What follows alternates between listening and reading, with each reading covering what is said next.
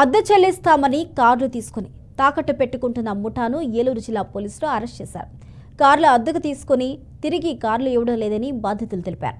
తమ వాహనాల గురించి అడుగుతూ ఉంటే గుర్తు తెలియని వ్యక్తులు దొంగిలించారని అద్దెకు తీసుకున్న వ్యక్తులు చెబుతున్నారని పోలీస్ స్టేషన్లో ఫిర్యాదు చేశారు.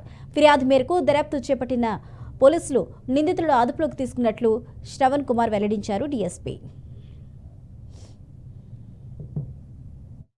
వెంకటప్రసాద్ అనే కంప్లైంట్ వచ్చారు. వారు ఈ నెల 3వ తారీఖు నాడు తనకు సంబంధించినటువంటి కారుని ఇట్లాగా ఇద్దరు అభిషేక్ మరియు ముంగర అభిషేక్ మరియు ఎల్లవప్పు భానుచందర్ అనే అతనికి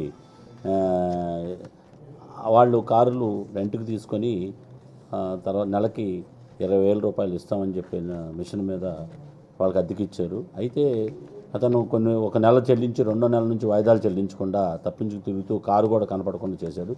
ఈ కారు ఏమైంది ఏంటని అడిగితే సరైన సమాధానం చెప్పబోయే తలకి ఇతను మోసం చేసి తన కారును మాయం చేశాడని తెలుసుకున్న తర్వాత త్రీటౌన్ పోలీస్ స్టేషన్లో రిపోర్ట్ ఇవ్వడం జరిగింది.